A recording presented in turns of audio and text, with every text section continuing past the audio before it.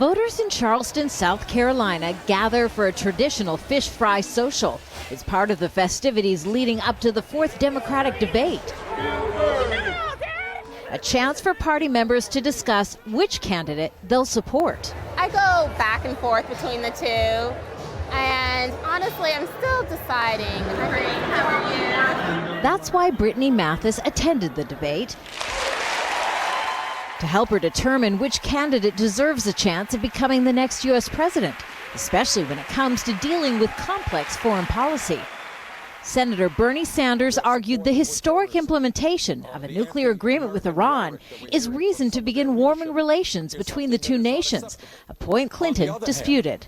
The fact that we managed to reach an agreement, something that I very strongly supported, that prevents Iran from getting a nuclear weapon, and that we did that without going to war, and that I believe we're seeing a thaw in our relationships with Iran is a very positive step. We've had one good day over 36 years, and I think we need more good days before we move more rapidly toward any kind of normalization. On the issue of the growing influence of ISIL in Syria, the candidates reiterated previous positions. Sanders blamed the 2003 U.S. invasion of Iraq as a reason for regional instability, but argued the U.S. should not send soldiers into what he sees as a regional conflict.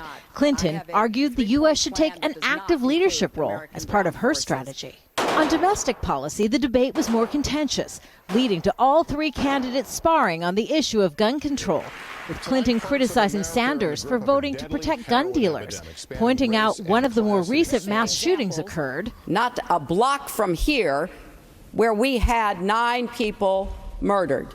Now, I am pleased to hear that Senator Sanders has reversed his position on immunity. There's a small mom-and-pop gun shop who sells a gun legally to somebody should not be held liable if somebody does something terrible with that gun. I would have to agree with both of them. They've both been inconsistent when it comes to this issue.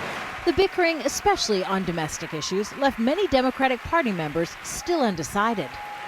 Which is why the attacks between the candidates could intensify. There are just 2 weeks until the first presidential nominating contest in Iowa, where Clinton has just a narrow lead.